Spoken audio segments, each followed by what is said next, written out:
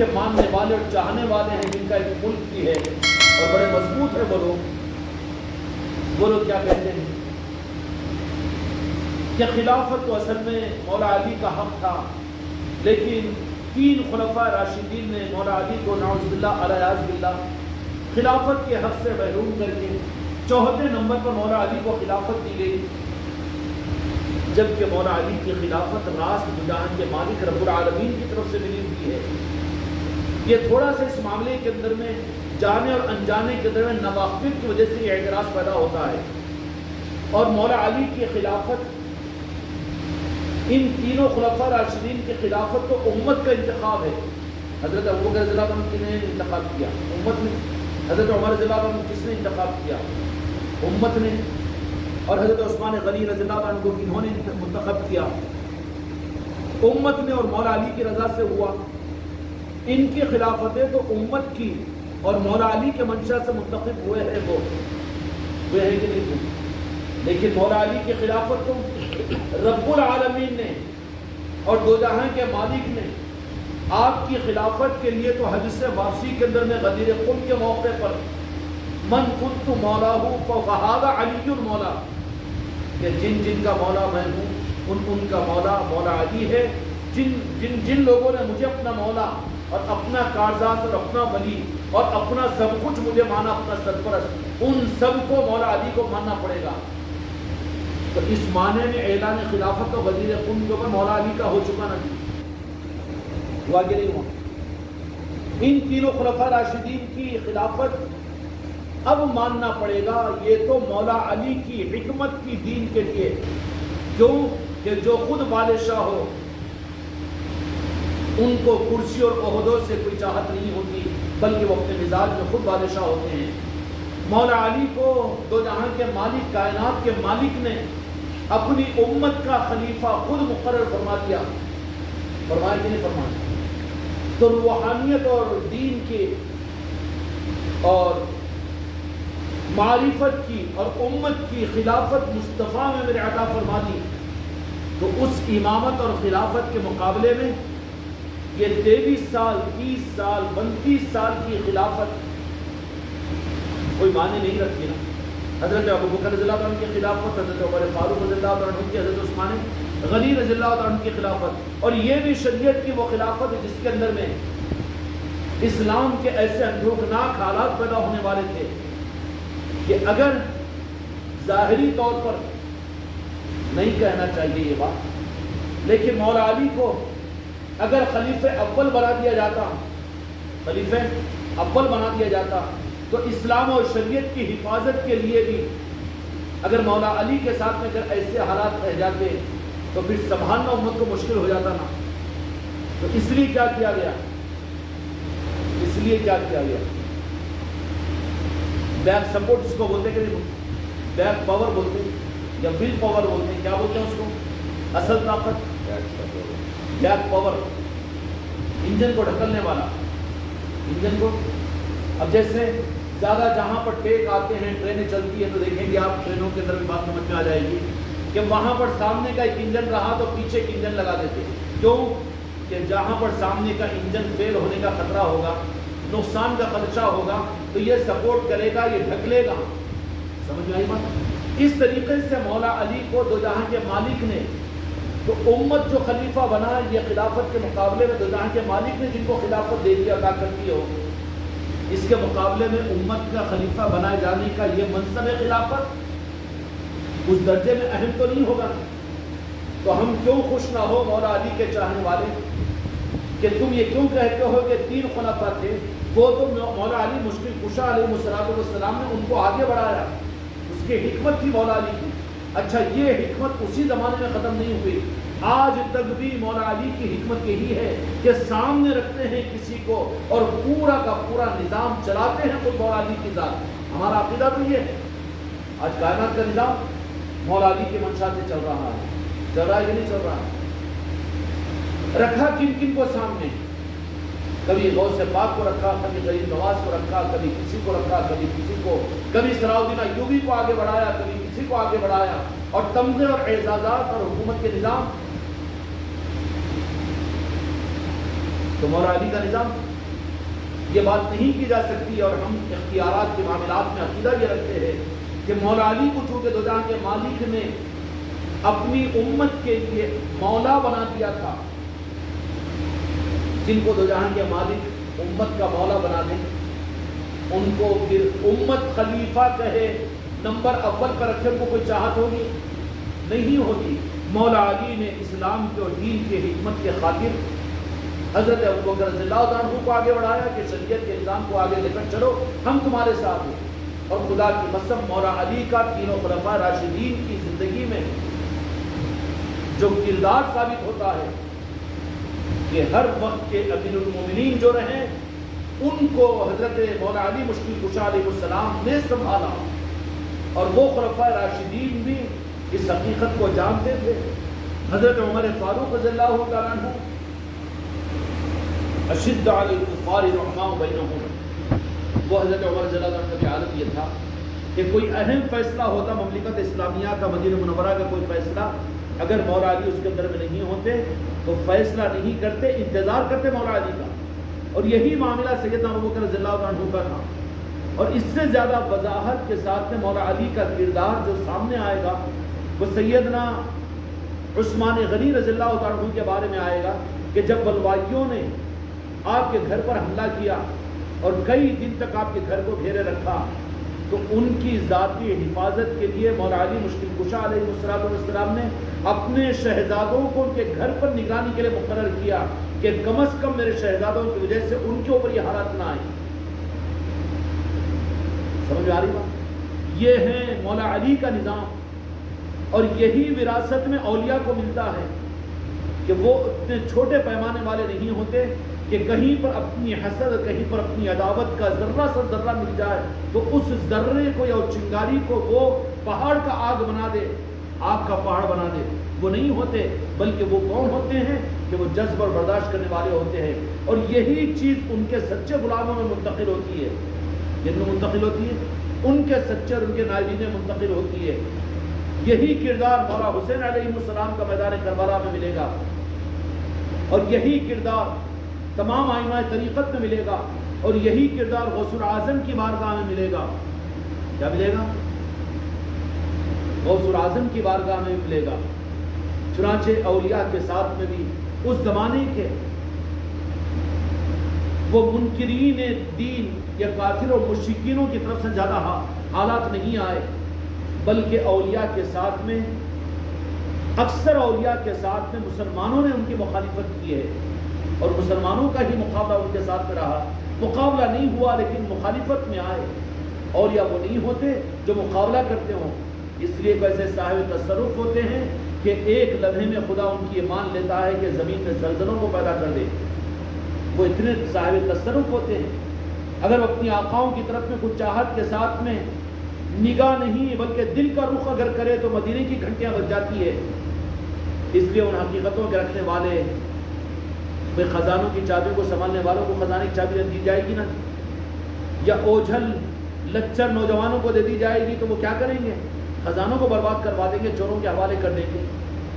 اس لیے خزانوں کی چابیاں تو جو چابیاں سنبھالنے کے قابل ہے انہی کو عطا کی جائے گی نا۔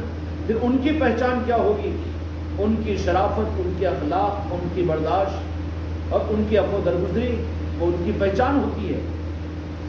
اولیاء کے ساتھ میں آل رسول ہوتے ہیں، وہ اس کے لیے ان کی زندگیاں اس بات کا ضرب من الشمس ہے کہ برادران وطن اور وہ دوسروں کی مخالفت نہیں بلکہ اپنوں کی مخالفت رہی، اور اپنوں کی نہیں بلکہ جن کو وہ اپنے سمجھتے تھے وہ ان کے طرف سے بھی حالات آئے، ان کی طرف سے بھی حالات آئے، لیکن اس پر بھی ان کی طرف سے ریئیکشن نہیں ہوتا، ریئیکشن نہیں ہوتا۔ مولا حسن علیہ السلام کو زہر دینے والی کوئی دوسری نہیں تھی بلکہ خود کی بیوی تھی۔ اس طریقے سے اولیاء کی زندگیوں کے اندر میں خود جن کو وہ اپنا سمجھتے تھے، اللہ کا یہ نظام ہے کہ انہی سے کاٹنے کے لیے ان کی طرف سے، کیوں کہ اللہ تبارک و تعالیٰ کا اولیاء کے ساتھ کا نظام شریعت کا نہیں ہوتا بلکہ محبت کا ہوتا ہے۔ کیا ہوتا ہے؟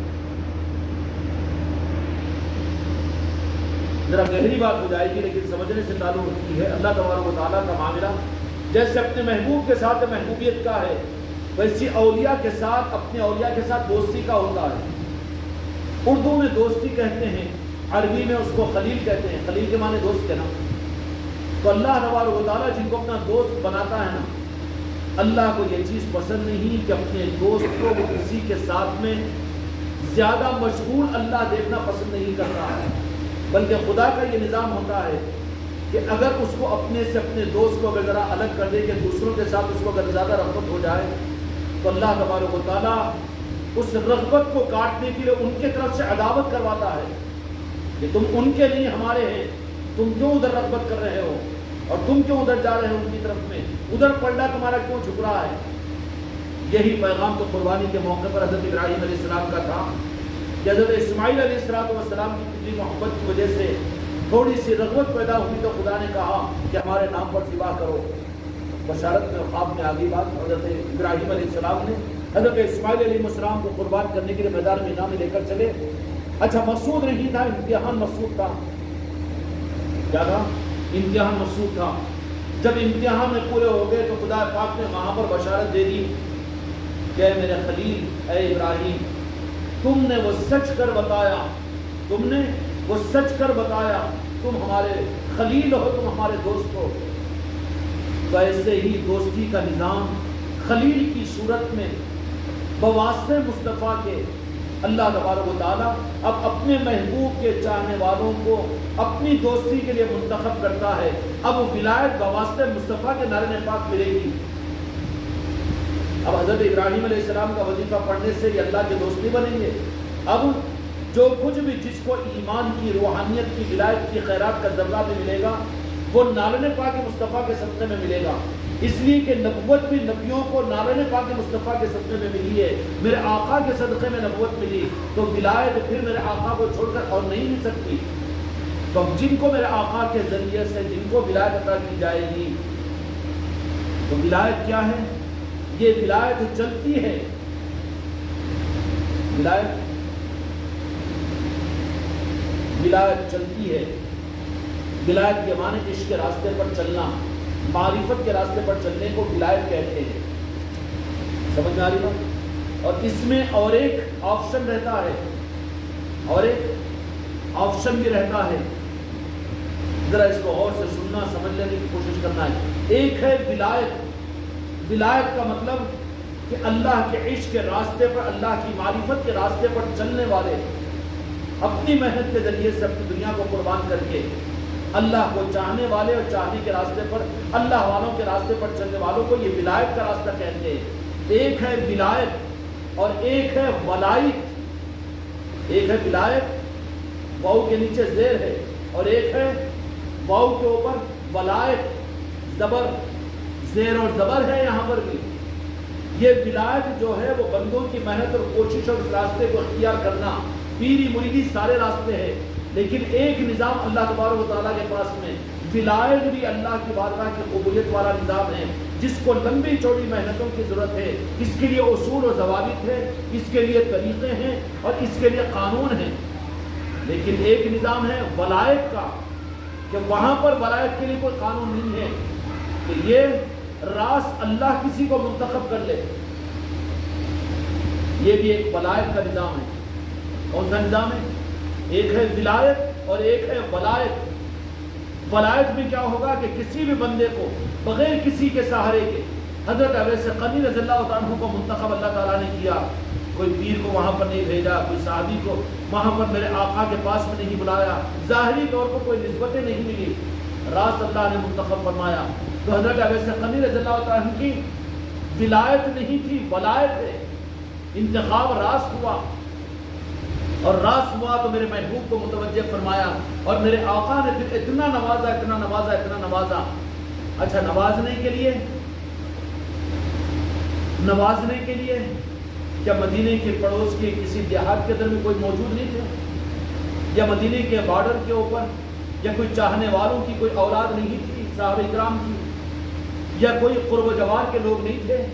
لیکن یہ کیا معاملہ ہے کہ جہاں کے مالک کی نگاہ کرم، حضرت اویس قرنی ایمن کے رہنے والے اور قرن کے رہنے والے، ان کے اوپر کیوں پڑی؟ ان کے اوپر کیوں پڑی؟ تو یہاں پر پتہ یہ چلتا ہے کہ یہ ولایت کا نظام نہیں ہے، ولایت کا نظام ہے کہ اللہ نے منتخب فرمایا، اور اللہ کی پسند مصطفیٰ کی پسند ہے۔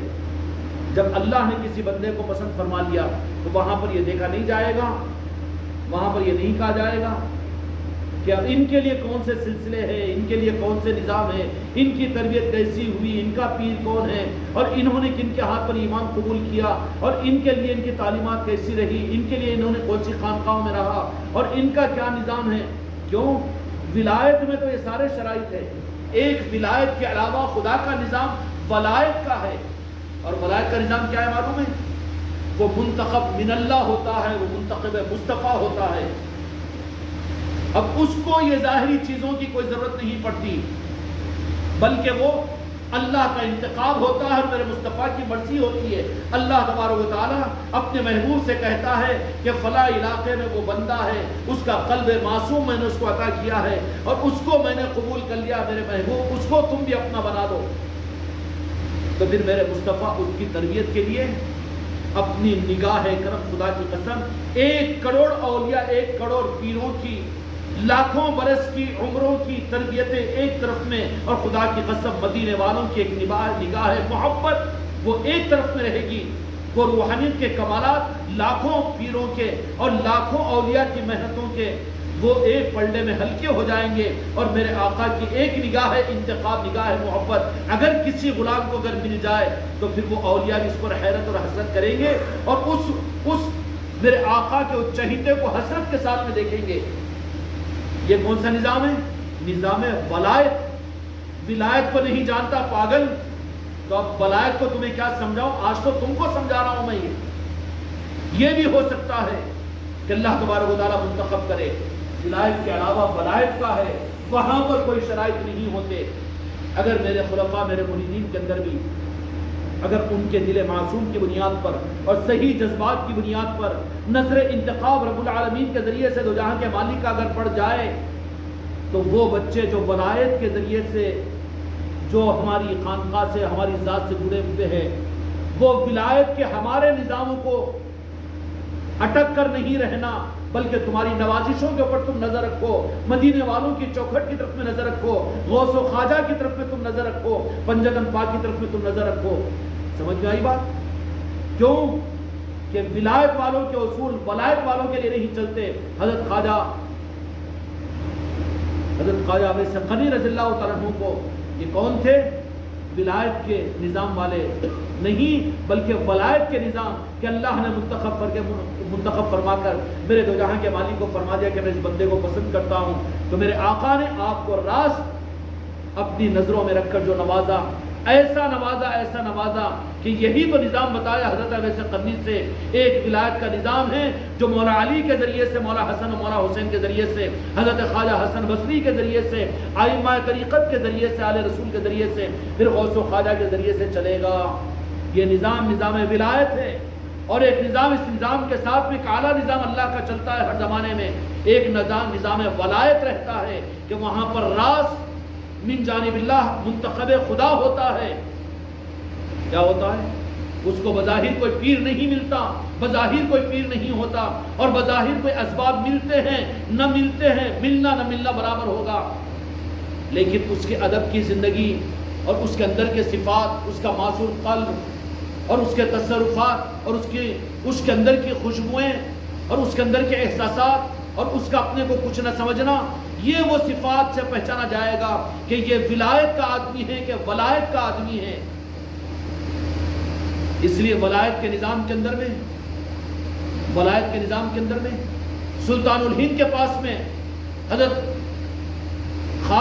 شاہ معین الدین خاموش رحمۃ اللہ علیہ پہنچے تو کہا کہ بیٹا نہیں، آگے جاؤ، حافظ موسیٰ مانک پوری رحمۃ اللہ علیہ کے پاس میں جاؤ، آگے تمہاری تقدیر وہاں پر چمکے گی۔ یہ لوگ کون تھے؟ یہ نہیں ہے کہ یہیں پر مرید بنا کر ان کو یہ کر کے وہ نہیں، بلکہ دیکھا کہ ان کی تقدیر کے چمکنے کے لیے خدا کے محبوب کی مرضی کیا ہے۔ وہ پہنچے سلطان الہند کی بارگاہ میں، لیکن جہاں کی امانت ہے وہاں پر بھیجا کہ نہیں بھیجا؟ یہ طریقت ہی کو نہیں جانتے، تو جاننے ہی کے لیے تو مجلسوں میں آنا ہے۔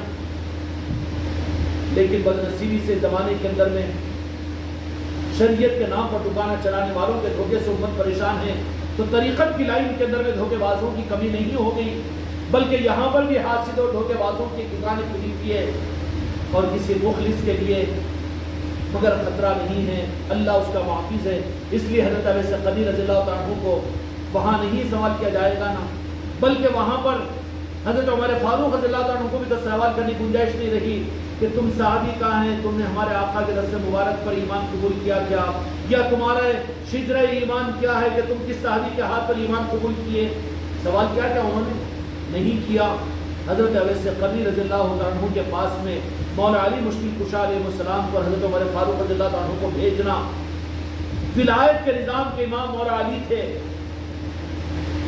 نا، تو ولایت کا نظام سمجھانے کے لیے امت کو حضرت عمر فاروق رضی اللہ عنہ کو بھیجا کہ یہ وہ منتخبہ بندہ ہے کہ جس کو نگاہ مصطفیٰ نے راست نوازا ہے۔ حضرت اویس قرنی کو کن کی نگاہوں نے نوازا؟ کون سے پیر نے تربیت کی اور کون سی خانقاہ میں رہے، کون سے سلسلے سے وابستہ رہے، لیکن اعزازی طور پر نوازنے کے لیے مولا علی کو بھی وہاں پر روانہ فرمایا، اور مولا علی نے آپ کو وہ سب کچھ عطا فرمایا کہ آج تک خدا کی قسم سلسلے اویسیہ آج بھی چلتا ہے، اور آج بھی سلسلے اویسیہ راز حضرت اویس قرنی رضی اللہ عنہ بشارت میں آ کر ان کو سلسلے میں داخل کرتے ہیں۔ یہ نظام ولایت کی دلیل ہے۔ نظام ولایت کو سمجھانے کے لیے اویس قرنی کے پاس حضرت عمر رضی اللہ عنہ کو بھیجا۔ ہم یہ بات تو نہیں کہیں گے کہ مولا علی کو سمجھائیں، کیونکہ مولا علی تو ولایت کو بھی جانتے ہیں، ولایت کو بھی جانتے ہیں۔ ولایت کے امام بھی مولا علی ہے، اور ولایت کے امام بھی خدا کی قسم مولا علی ہے۔ صرف اس امت کے نہیں بلکہ آدم علیہ السلام کے زمانے کے ولایت کے بھی، ان ولیوں کے بھی امام مولا علی ہی کی ذات ہے، وہ ہے مولا علی کی ذات۔ اس لیے وہاں پر تو نہیں کہہ سکتے، لیکن اویس قرنی کے پاس بھیجنے کا مقصد کیا تھا کہ ولایت کے نظام کو بھی سمجھائے، ولایت کا نظام مولا علی کے ذریعے سے چلے گا۔ اب یہ جو جن کے پاس سے بھیجا گیا ہے، جن سے اپنی امت کے لیے دعا کی وصیت فرمائی، ارے یہ کون ہے؟ یہ ولایت والے نہیں، ولایت والے ہیں۔ اس لیے یہ نظام قیامت تک چلتا رہے گا کہ کسی کو ایسا نوازا جائے گا، کسی کو ویسا، کسی کو ٹرین کے اندر میں بٹھایا جائے گا تو ہر اسٹیشن آئے گا، ہر منزل آئے گی، 30 گھنٹے میں سفر پورا ہوگا۔ کسی کو ایروپلین میں بٹھا دیا جائے گا تو 1.5 گھنٹے کے اندر میں وہ پہنچ جائے گا نا، اور کوئی شہر نظر نہیں آئے گا، کوئی منزل نظر نہیں آئے گی۔ یہ دونوں نظام چلتے رہیں گے، ولایت کے بھی اور ولایت کے بھی۔